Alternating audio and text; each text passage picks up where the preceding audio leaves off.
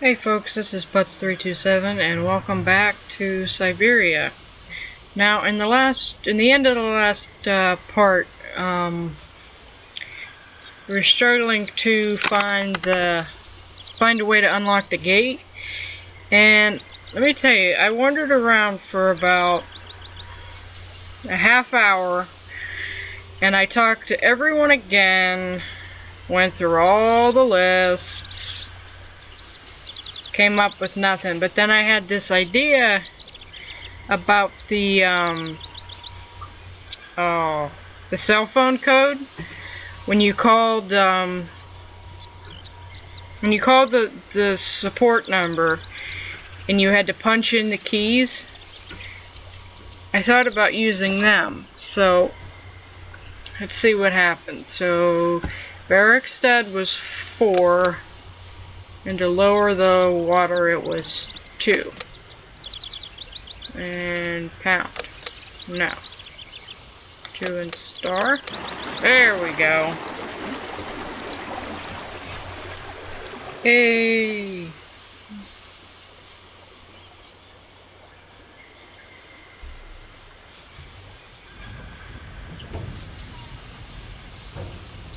Yay, we can progress.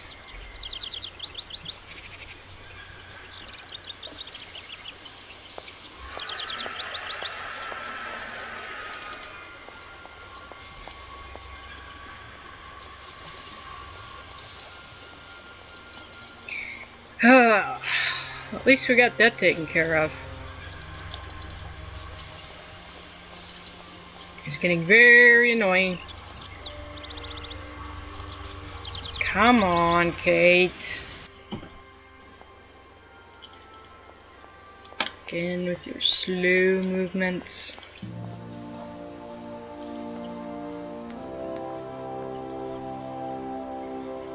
Come on.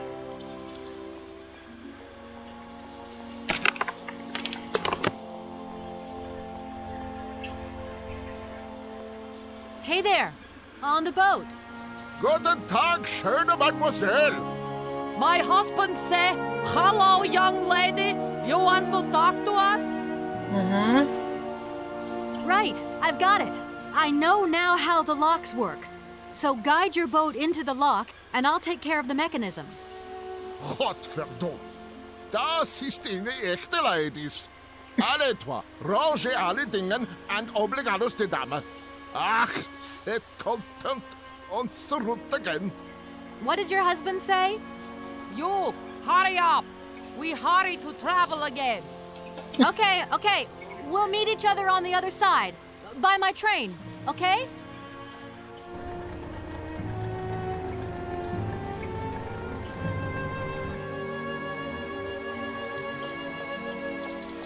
Kind of looks like there's someone standing up there at the top of the steps, but there isn't.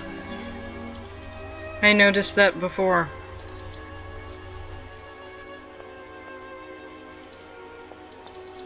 Unless it's just the reflection from the station master. Don't know. Really wish she would move faster.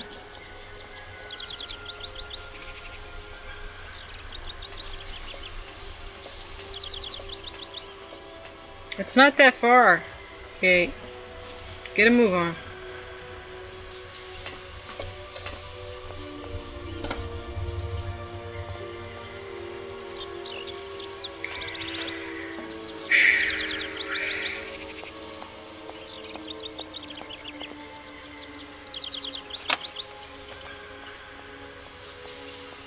Come on, move it, girl.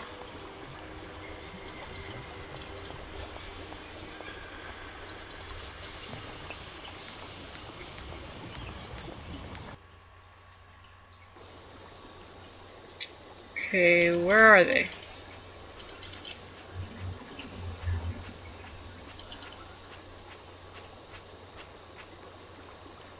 Not here, apparently.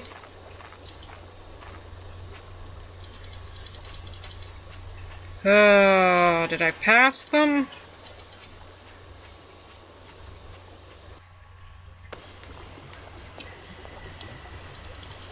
Oh, Kate, you and your movements, I swear. Pick up the pace a little bit.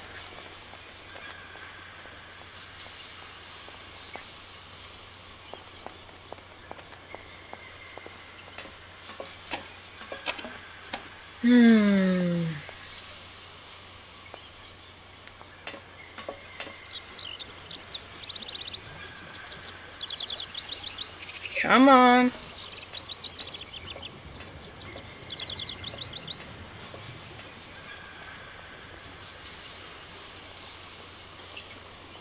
Get a move on.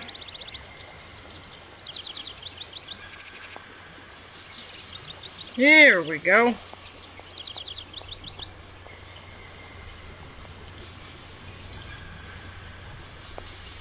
Maybe we have to go 4-1 now.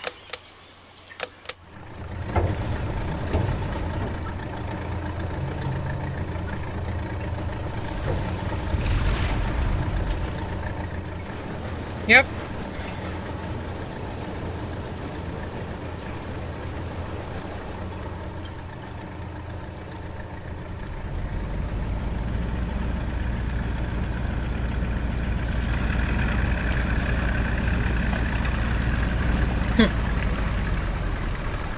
Better not leave me here. Okay. I was gonna say, I paid them $100. They better tow my train out of here.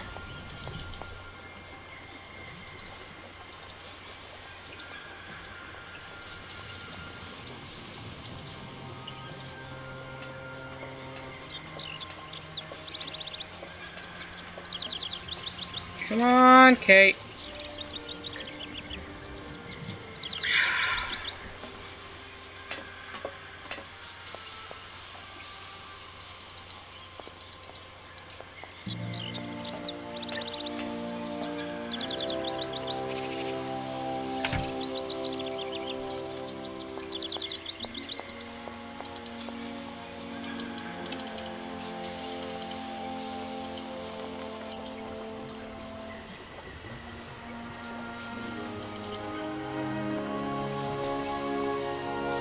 Hey there!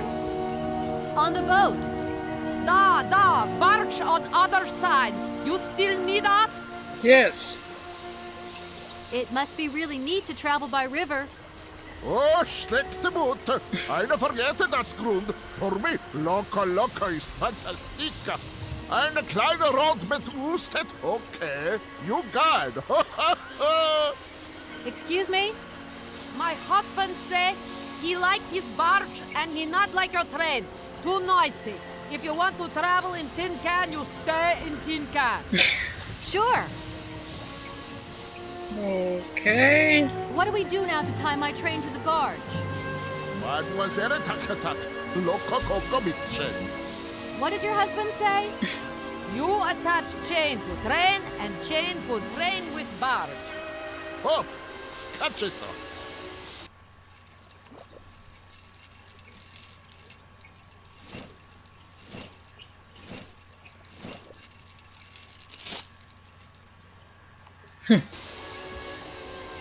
Okay then.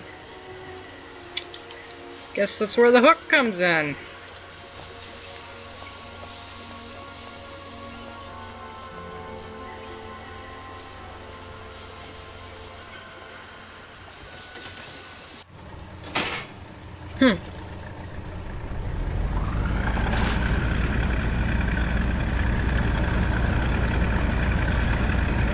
I highly doubt that would be plausible.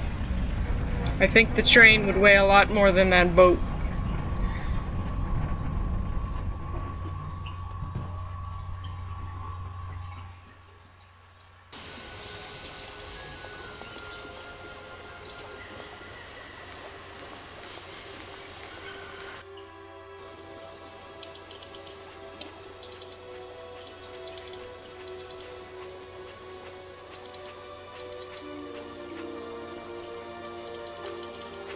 Come on.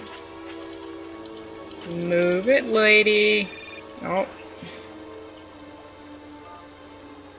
Hello, Kate Walker here. Miss Walker, this is Professor Putz. I'm about to start my lecture on the Yukols at any moment. Please make haste to come. Okay, I'll give it my best. Excellent. We'll be in the main lecture hall. See you soon. Can I wind my train up first? Please?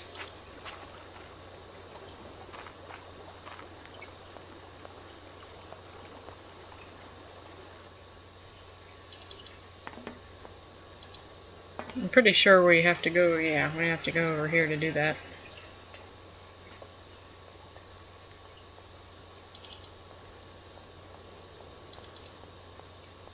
I'd really like to know what happened to all those buildings.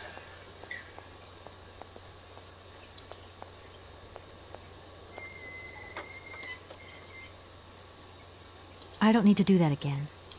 Okay.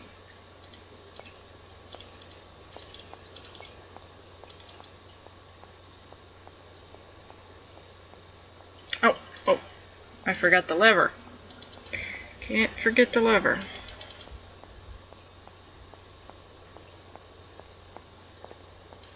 I didn't even see it there at first.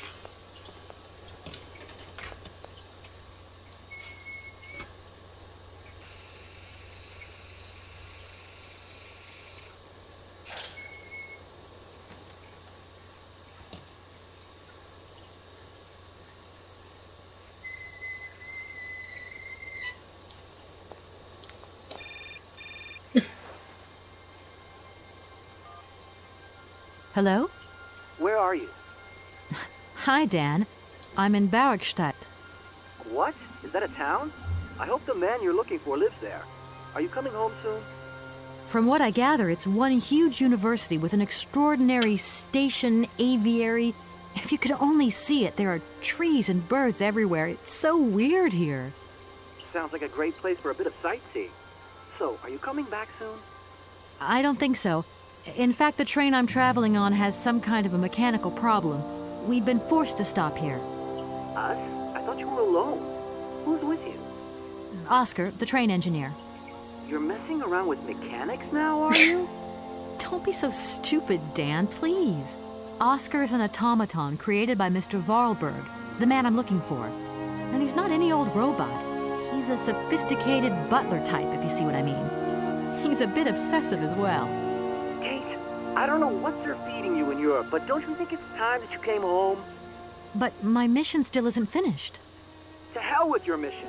I don't know why you accepted it in the first place. If you just stuck to the middle of the road, then we wouldn't be in this mess. We? If there's any mess, it's me who's in it. And while I'm trying to come to grips with strange towns, you, my darling, are sitting at home on your butt. I seem to remember we had nothing against my departure. It was only going to be 2 or 3 days, Kate. Please, try to put yourself in my shoes. Your shoes. Not only do I have to fit myself into your diary, but I've got to get myself into your shoes as well? Is there anywhere else Sir would like me to put myself while we're on this subject? Look, I don't want to talk about it now. Call me back when you calm down. I was perfectly calm before I picked up your call. I only wanted a few words of encouragement, not your disdain. Was that too much to ask? You can be such a selfish... Takes one to know one, sweetheart.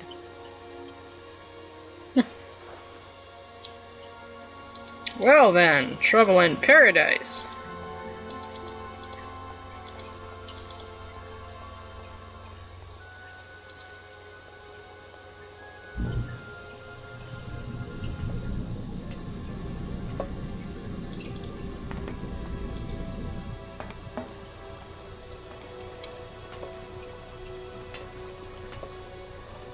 Okay, we have to get to the lecture hall. You could be a little speedy about it.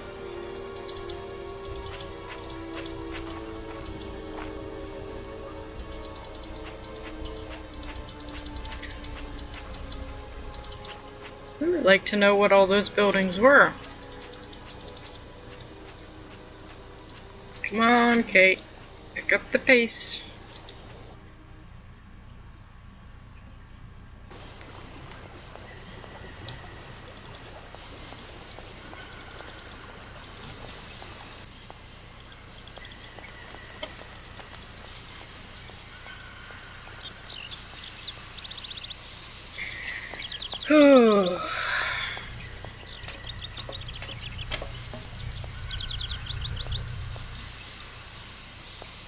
Faster, please.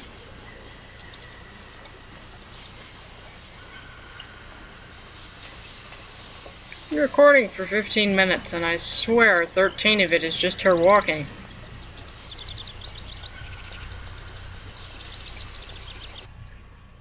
Sorry, I'm impatient.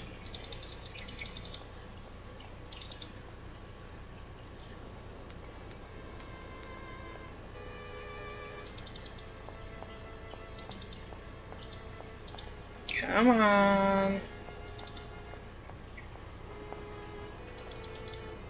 No, not over to the creep, up the steps.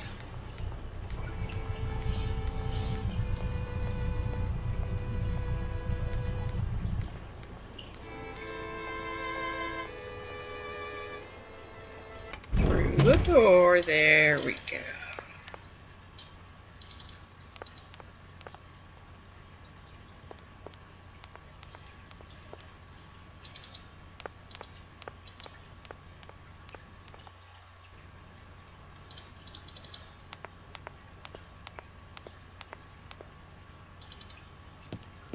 Ah, there you are, Miss Walker. Good, good. Take a seat quickly. I'm impatient to start my lesson.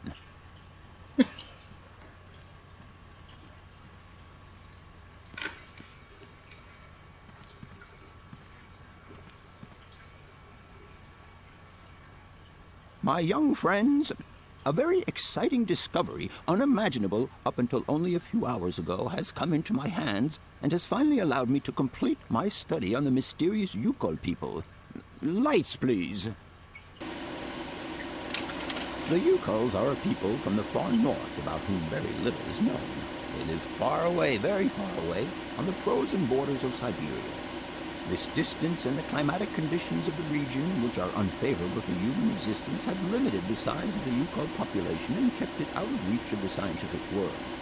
The handful of slides that follow are actually the only documentation we have in our possession. It was a Russian explorer who made these drawings and took these photographs 100 or so years ago. Today, we owe what we know about the Yukol people and their culture to him. We know that the origins of the Yukols date back to the last ice age.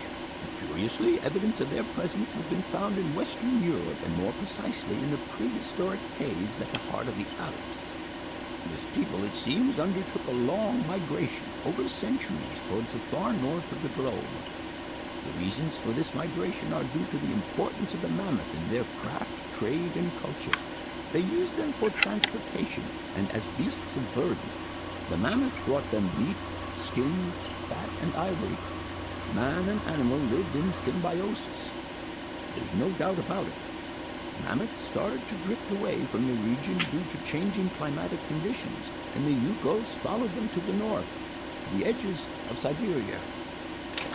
Prehistoric cave drawings, identified as Yukol in origin, first led me to the extraordinary hypothesis that the Yukols had managed to domesticate the mammoth. They are, to the best of our knowledge, the only prehistoric people to represent a man riding a mammoth. Today, because of this genuine mammoth skin effigy, identified by myself as an authentic Neolithic object, I can confirm this hypothesis. Yukol forebears managed to tame mammoths.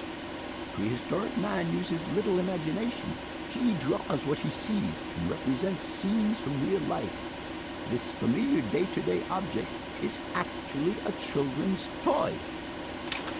As we have seen, Yukol existence was inextricably linked to that of the mammoth. They used its skin for clothing and to make the roofs and walls of their houses. They used the tusks to build the frameworks of their homes, as well as weapons, tools, and jewelry. Curiously, the disappearance of the mammoth 12,000 years ago had no immediate effect on the Yukol's way of life. It seemed that for a long time after, the people maintained their strong bond with the mammoth through the centuries. As incredible as it may seem, the Yukol people have continued right up until the start of this century to feed themselves on mammoth meat and to use the skin for clothing and shelter. Their ivory craftwork industry is still flourishing. It would appear that to preserve ancestral customs, the Yukols learned how to exploit through the centuries the large number of frozen mammoth carcasses that were perfectly preserved in the ice of the Siberian tundra. They have been able to live mainly off this enormous freezer stock for almost 30 centuries.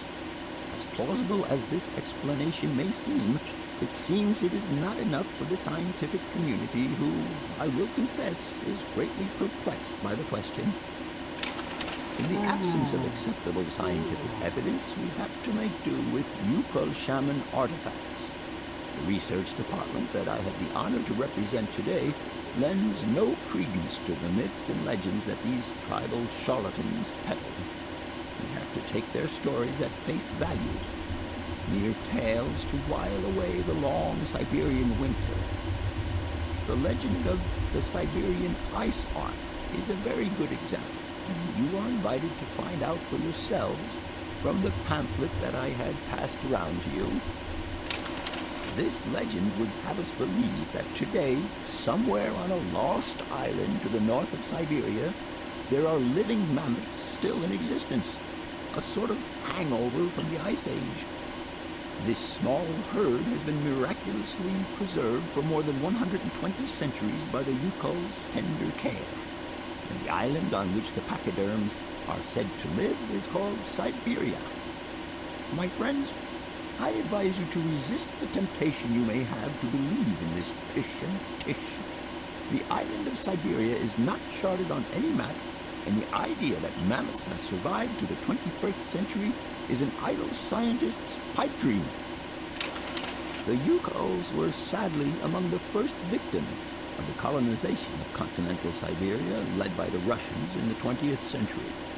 The Kolkhoz and Sovkhoz systems, as well as the exploitation, disdain, and humiliation the people had to suffer, marked a definitive break in the Yukol's traditional lifestyle.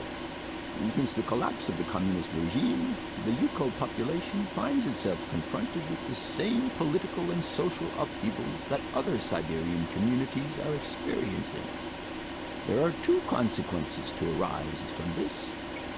Some Yukols have lost their tribal identity and have integrated into the Russian population. Others, however, have sought long and hard to re-establish links with their ancestral culture that was lost under the Soviet regime. Now, at the start of the 21st century, the last true surviving Yukols have gone to live on the vast territories of their ancestors. Nobody knows today where they live or how they survive. Their very existence would be a matter for speculation if they did not turn up periodically at the tundra's most isolated fur trading posts to exchange mammoth tusks for essential items. There ends my lecture for today. Thank you for being among us today, Miss Walker. Please make your way to the laboratory where you will find your mammoth doll. There are also photocopies of my lectures should you so require them.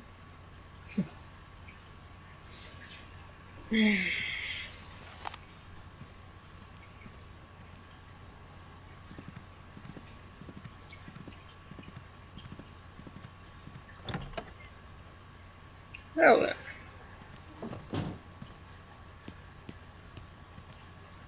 Can we go the way they went? Explore a little more of the university. No point. It's locked. Well, that sucks. I wanted to see more. Oh well. Okay, still sleeping. Draw that. He's still sleeping.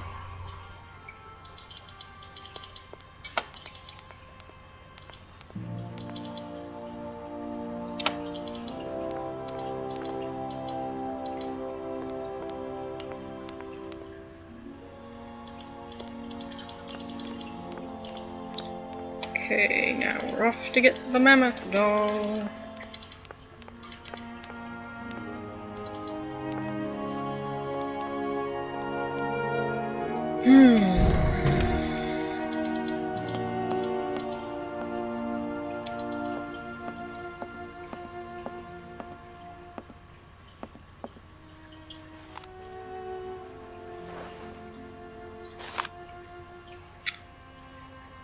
Okay, the legend of the Ivory Ark. The last ice age ended when the planet warmed up. This sudden climactic change threatened the existence of many animal species, including mammoths inhabiting the far northern Siberian wastes. It is said that the Yukol peoples decided to follow Noah's example and built an enormous ark to try to preserve the mammoth's existence. They lived in symbiosis with the pachyderm, which was at the heart of their religious worship. The ship was constructed entirely from mammoth tusks. A small herd of mammoths was installed on board with enormous quantities of fodder. Control of the ship was entrusted to a handful of particularly intrepid Yukol clans. Their mission was to take the animals to the other lands with pastures more befitting to their survival. One day, 50 summers later, as legend would have it, the ark returned to its starting point. The Yukols were astonished to find nobody aboard apart from the carcasses of several mammoths perfectly preserved in the ice encasing the ship. The clansmen believed this was a mysterious sign from the gods, and they ate the mammoths in a memorable feast. 1 week later, the ark set sail once more, carried away by the currents. Again it returned, half a century later, with not a soul on board, except more well-preserved frozen mammoth carcasses.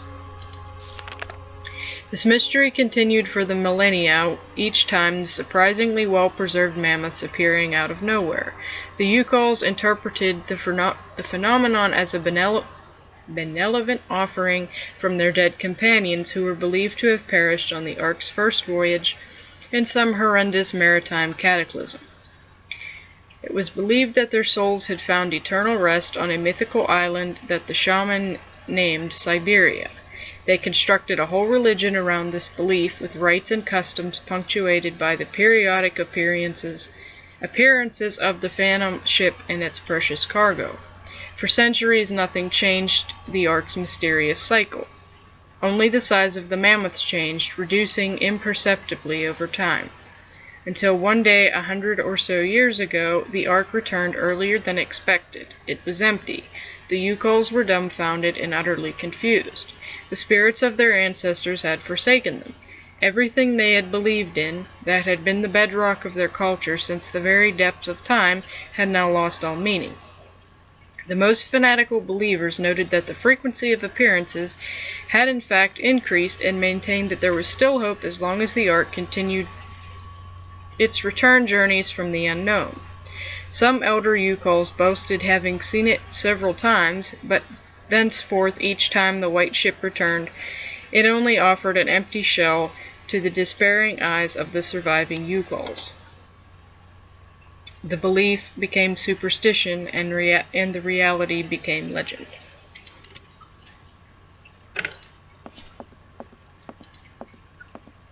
Where's the mammoth? Professor, it's me. I've come to pick up the mammoth doll. The doll is waiting for you there, Miss Walker. Please take good care of it. Don't worry. I'm beginning to get quite attached to it myself. Can I trouble you just a little longer? With pleasure, Kate. I'm all ears. I must congratulate you for your lecture. You were right. The subject is absolutely fascinating. I never believed that mammoths could be so interesting. What you heard was only the tip of the iceberg, my dear. But if I have at least awoken a passion in you, I'm only too proud. Did Hans Vorarlberg agree with your hypothesis on the Yukols being able to tame mammoths? Now, Hans was no man of science. His pathological obsession was to find mammoths that were still in existence. Such a hypothesis is somewhat overblown, don't you think? You don't believe in it yourself? Mammoths died out thousands of years ago. Of this we are certain. Today, the only mammoths in Syberia are frozen ones. Huh? Do you know where Hans might have gone after his stay here in Barrackstadt? No, but I would not be surprised if he left in search of the Yukols, or what is left of them today. I'll leave you in peace. I hope I haven't disturbed you too much. Sorry? No, not at all, my dear child. Okay, let's get the mammoth and go.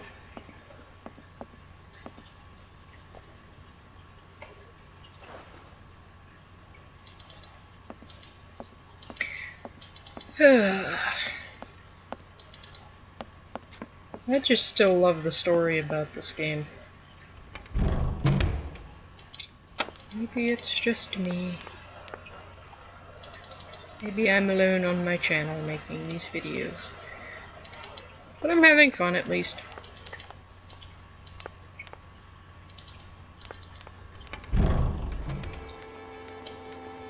I love the atmosphere and the music. And the art style and the architecture and so many things with this game that I love. But I hate her walking speed.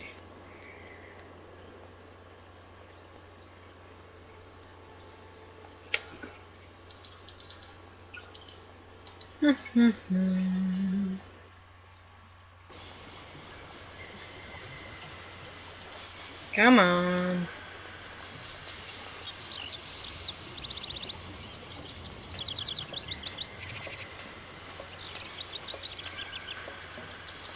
Do do do do do.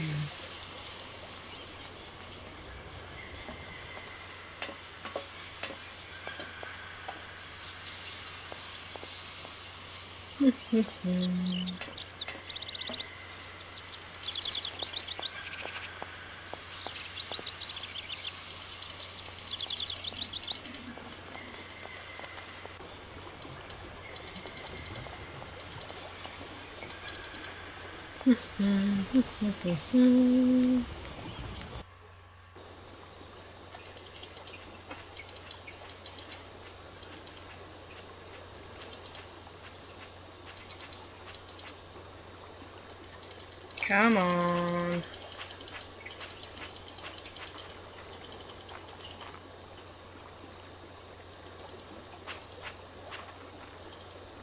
Let's go, Kate.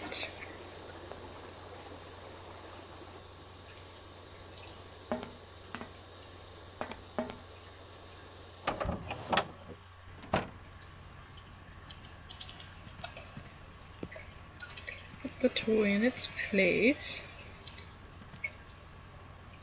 These shelves look as if they're made for valuable objects. Yes, we established that.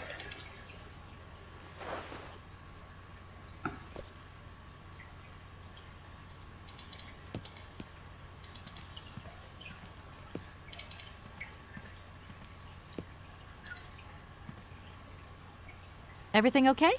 Yes, Kate Walker. I am waiting to continue our journey. The doll is in place, Oscar. And don't worry, I took good care of it. And something else, Kate Walker. What? The voice cylinder. We do not have the second voice cylinder. Right. There's another cylinder, you say. When you have found it, please place it with the others. At your service, Capitan. I'm off, Oscar. See you later. Yes, Kate Walker.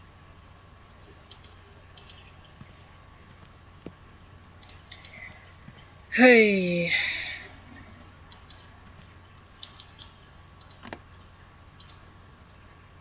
We have to listen to it first.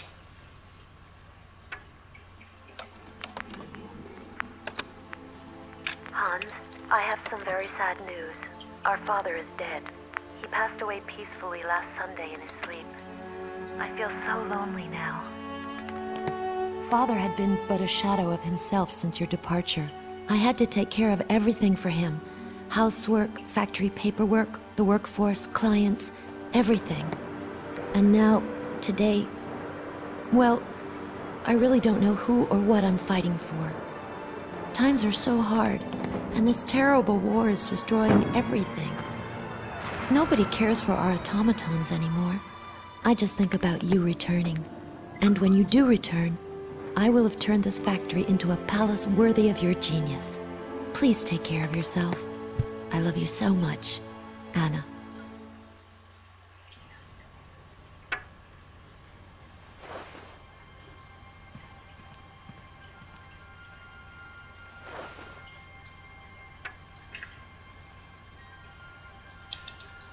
Okay, now we're off.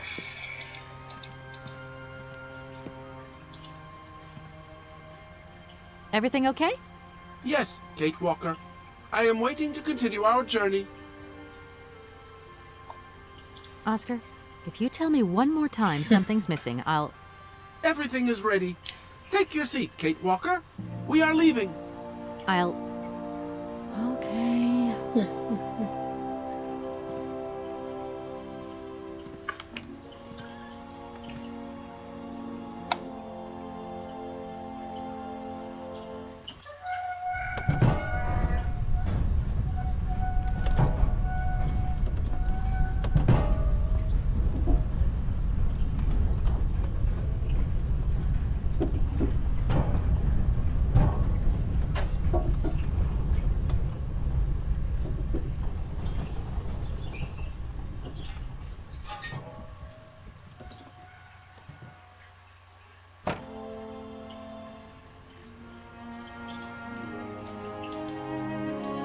Okay, now what?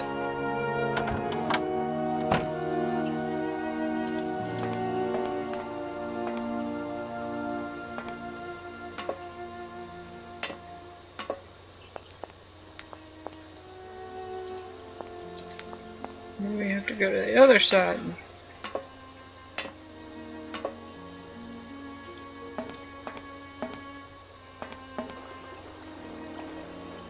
No. I don't think there's anything we can do over here. Nope, not at all.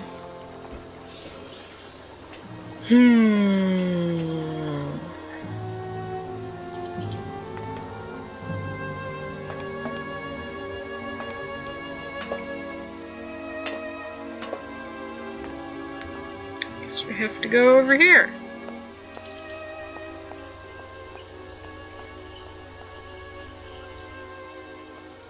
What are you doing there, Oscar? It is imperative that we comply with railroad and customs regulations, Kate Walker. Oscar, don't you think we could drop the trifling details once and for all? We need an exit visa to get beyond the wall, Kate Walker. And you wouldn't know where I could get one of them from, would you? There is usually some form of authority stationed at a guard post that is strategically positioned to issue such a visa.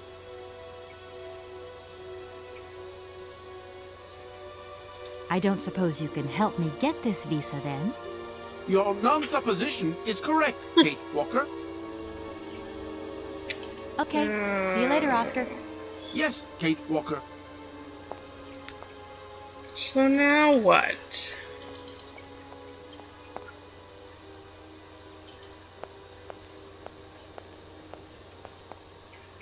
I wonder how that works.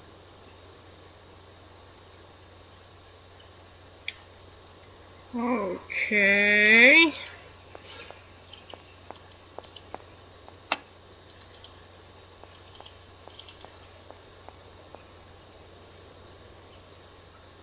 Ah, I see. Nice if you would run, Kate.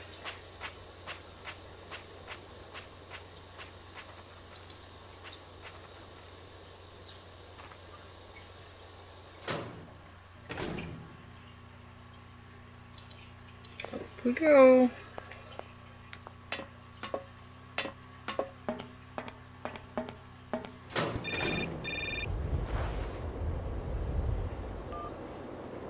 Hello? Kate! Oh, is that you? What's going on? Well, I finally got the mechanical train wound, and I hope it's going to take me to Hans Vorarlberg. I had to sort things out with a couple of weirdo sailors, and they probably ripped me off. But now I'm blocked behind this massive wall. You should see it. It's huge. I'm not talking about that. I want to know what's going on with Dan. What do you mean? I bumped into him at Maggie's Zoo, and he said you'd argued. That's a bit over the top. Things got a bit heated the last time we called, that's all. No need to go overboard.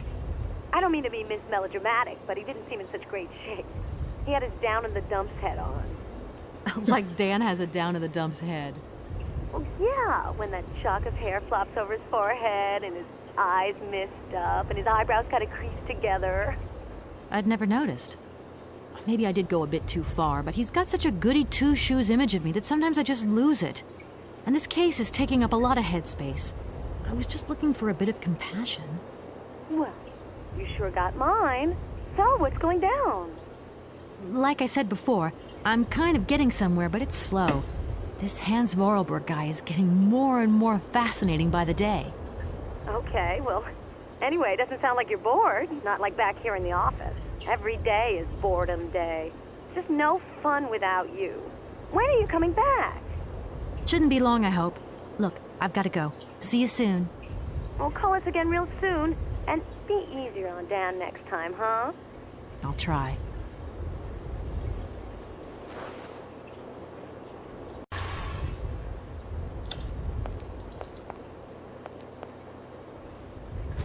Of course, you're locked. No point. It's locked.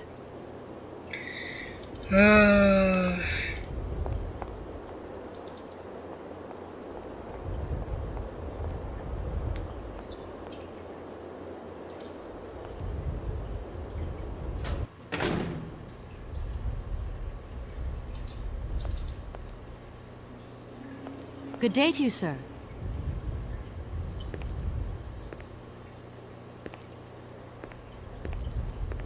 Captain Malatesta, Commander-in-Chief of the Bergstadt border post, at your service, madam. My name is Kate Walker. I've been assigned by my company to find a man who is supposed to be living in Syberia. What a peculiar mission. Taking so many risks for such a futile goal. Captain, to my mind, the military zeal with which you insist on guarding this meaningless wall strikes me as equally futile. I should be offended by your words, miss, but I forgive you, because you are young and unaware of the very real dangers lurking in store for us. I need a visa to cross the wall and to continue my journey to the east. They told me that you are the only person in a position to issue such a visa. Indeed, this responsibility is part of my duties. However, I am not currently issuing visas because nobody must venture beyond the wall. And why not? It's far too dangerous, in particular for a lady of your standing who is traveling unescorted. Dangerous? What exactly do you mean, Captain? The enemy, miss. The enemy. I've been observing them for several years through my telescope. There's one particular horseman stationed yonder. He's a scout from the invading enemy army, and he's been spying on us. So I have to be extremely vigilant. He knows that I know he's there, you understand? And as long as I keep my eye on him, he won't dare try anything. Are you sure? Please, take a look for yourself. Okay. Don't mind me if I retire, Captain. Please, madam. My respects. Guess we'll look.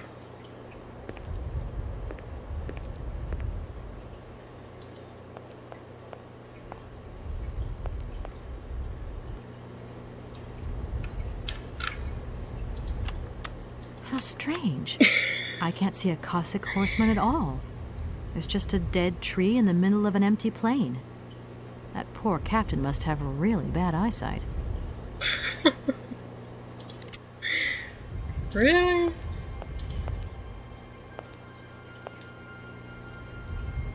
Look, broken glasses. If they belong to the captain, then he sure has eye problems going by those lenses.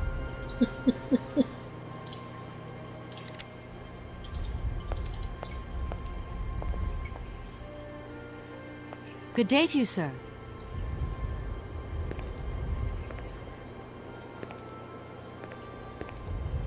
Captain Malatesta, Commander-in-Chief of the Bergstadt border post, at your service, madam. Is the person who takes care of the gate anywhere around? There is no person who takes care of the gate.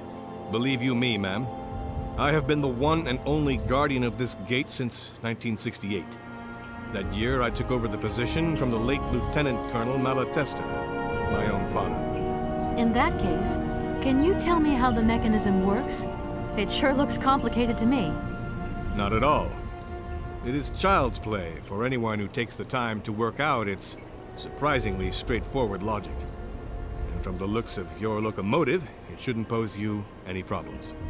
Why do you say that? When I caught sight of your formidable locomotive, I immediately said, heavens, Only Hans Vorarlberg could design such an engine. And I know what I'm talking about, ma'am, because he invented the gate's original mechanism. It was his last creation here in Barkstad. So you know Hans Vorarlberg? No, I mean, not personally. I was only a baby when he stayed in Barkstad. My father spoke often of him, and I knew about his inventions. He left very many things behind him. I know. In any case, I noticed that his fantastic knack for inventing has not deteriorated with age. How's he doing? I don't know. In fact, I don't actually know him. I'm searching for him. An inheritance matter. I hope his train is going to lead me to him. And why not? His inventions are always full of surprises. Between the station aviary and this bleak wall, the change in atmosphere is radical, don't you think? It's been a long time since I've been at liberty to judge, miss. My duties forbid me from abandoning my post. Don't mind me if I retire, Captain. Please, madam. My respects. Well, what to do? Because we need a visa to go anywhere. Huh.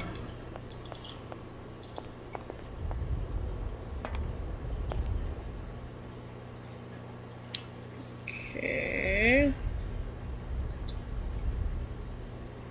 Okay, we have to put something in here. Maybe the wine?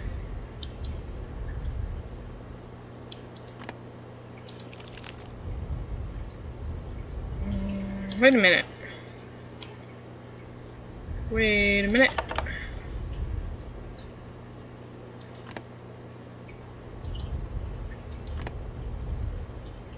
Crap.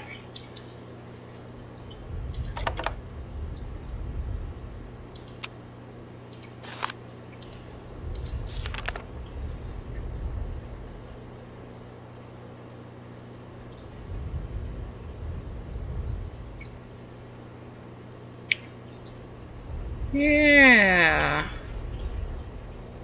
So give him his sight back. So we have to add that to the wine. And have him drink it. Colonel, sir. Captain, miss. But you have the air of a great officer. Brain power. You flatter me, miss. Unfortunately, I'm afraid that we frontier soldiers are often forgotten by the military administration. There's no justice. I sympathize with you, Captain. Let us forget our worries for a moment and have a little drink together in the name of friendship. It would be my pleasure, miss, but the regulations strictly forbid it. Come on. A little glass of wine never hurt anybody. And you're an alcoholic, yes. It will hurt you. Miss? You are putting me in a very delicate situation. Don't deny yourself, Captain. Just a little glass. I assure you, it is excellent. Well, perhaps just a drop.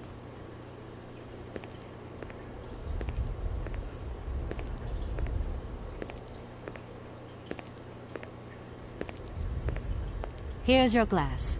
To your good health, Captain. And to yours, miss.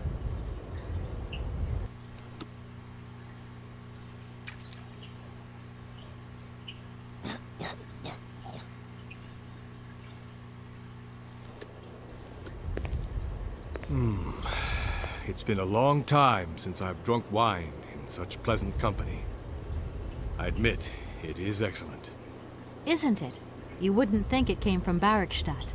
It is made from the Amazon forest Sauvignon grape that has been miraculously conserved and cultivated in the station garden. Well, well, well. The university authorities kept that one to themselves. You know, Captain, it is essential that I continue my journey eastwards. Please, don't even think about it. As I've said, it's extremely dangerous. The enemy is spying on us.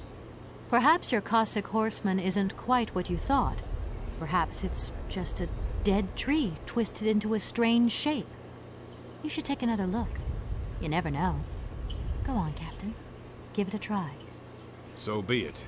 I will make this concession to the fairer sex, miss. But it does seem to be quite ridiculous.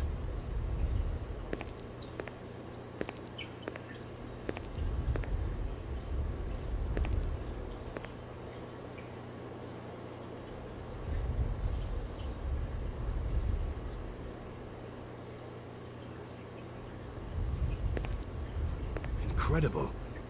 How is this possible? By what strange magic?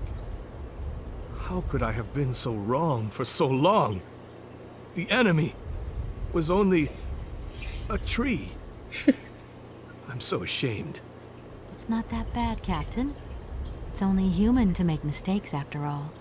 A tree. Nothing but a dead tree. Pull yourself together, Captain. It's okay.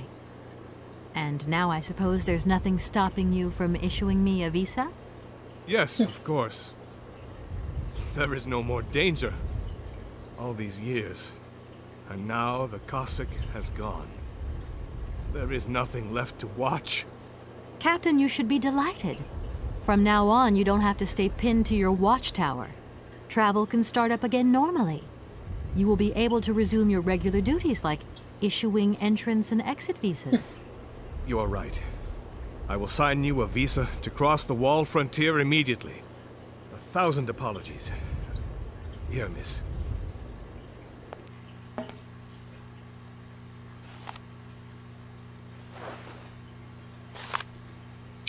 Authorization to cross the border. This document authorizes the holder with belongings to pass through border wall gate. Captain Malatesta. Warning. Beyond the ramparts, conditions for journeys into the Eastern Territories are filled with uncertainty and reputed to be hazardous. As a consequence, the wall authorities cannot guarantee the physical safety of the traveler and decline all responsibility in the event of any incident. Thank you, Captain. Awesome. And keep your eyes open. Miss, if we could keep this between ourselves, please. For the sake of my honor, you understand? You have my promise, Captain.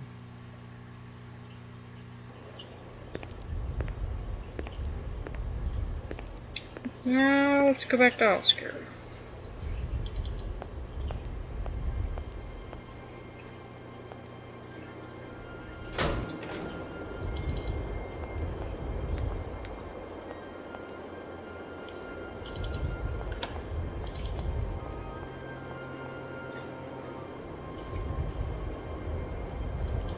Yeah, we have to go this way.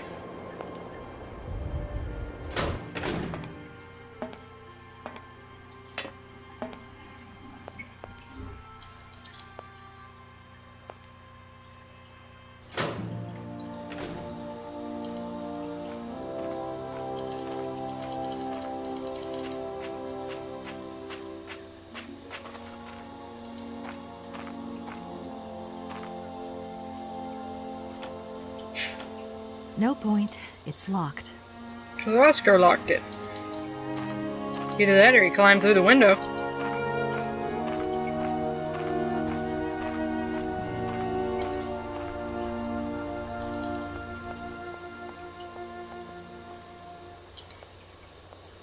Oscar, can't you please forget about procedure just for once? Your request is refused, Kate Walker. Okay. Yes.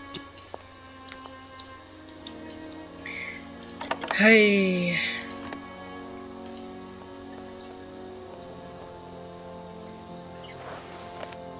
Here is the visa.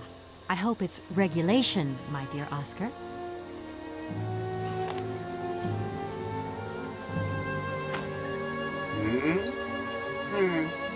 It is regulation. Here is your ticket.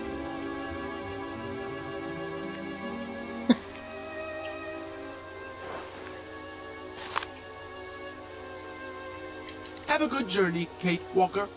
So, can we go now? Indeed.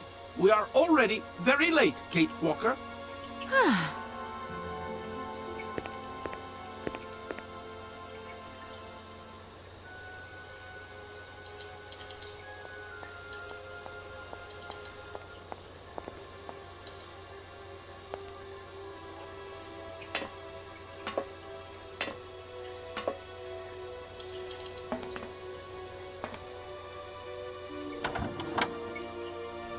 Now we have to give him the ticket.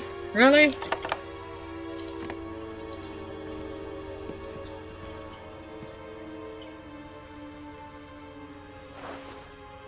Here you go, Oscar.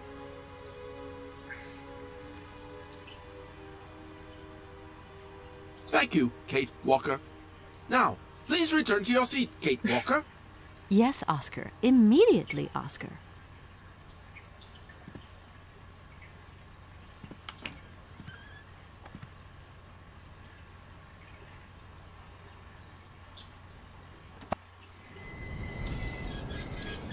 Off we go.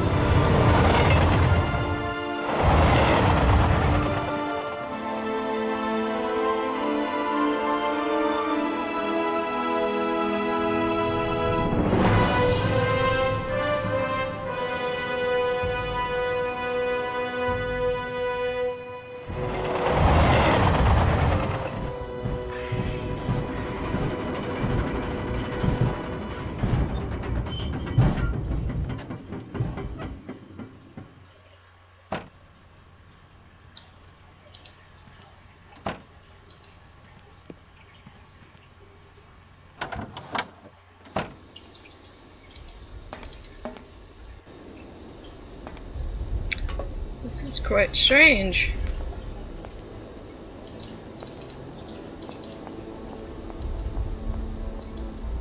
Kate Walker! Kate Walker! Oscar, what's going on? Why has the train stopped? Where are we? The springs of the train are unwound again, Kate Walker. As for the question pertaining to our geographical location, I really haven't the slightest idea. Well, we'd better get looking for a winding machine, my dear Oscar. I hope that this place actually has one. The air here is so polluted that I could not possibly risk leaving the locomotive. My joints might corrode irreparably. Right. Let's see. See you soon, Oscar. I shall stay right here, Kate Walker.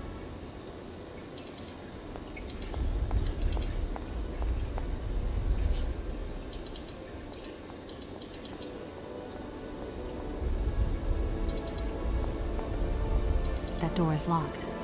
I've Great. got to find another way around. Fantastic.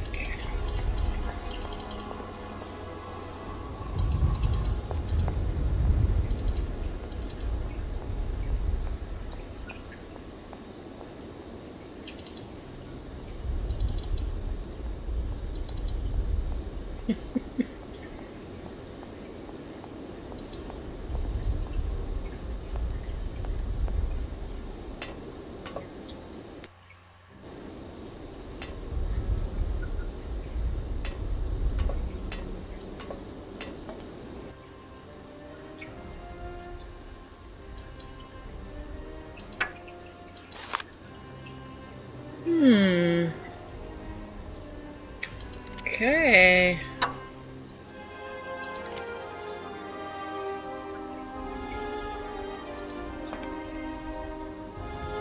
If that's going to work, it looks like something's missing.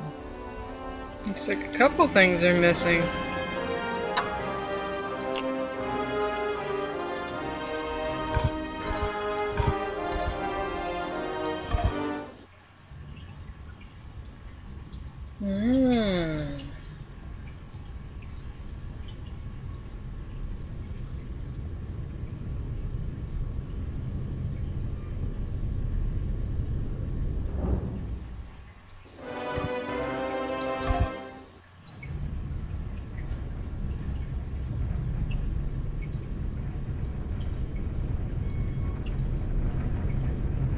really that simple?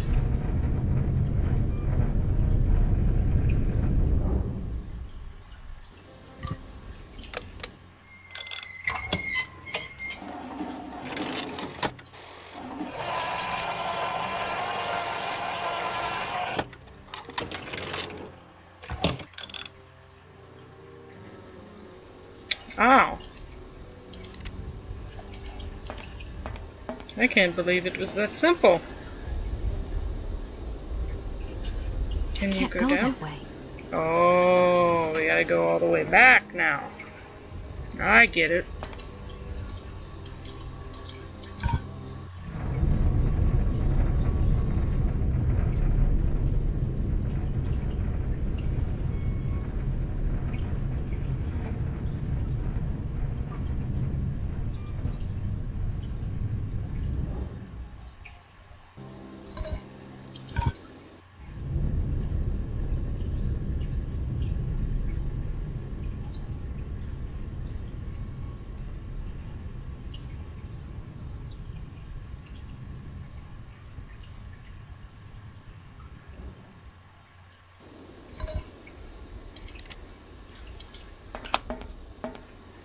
Now we should be able to leave.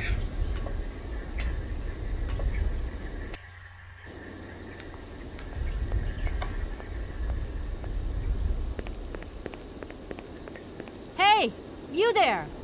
What?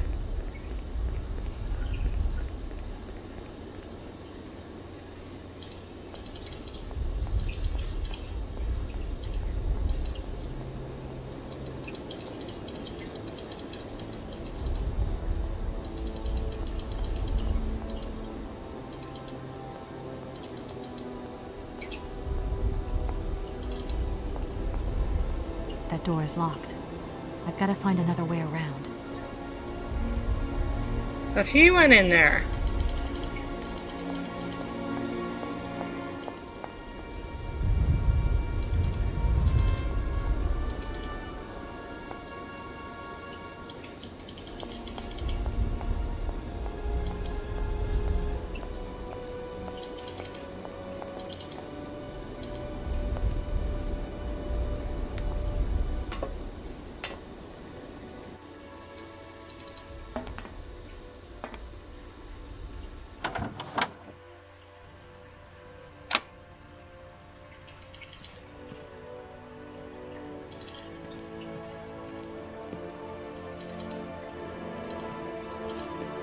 My God, Oscar! Oscar, talk to me!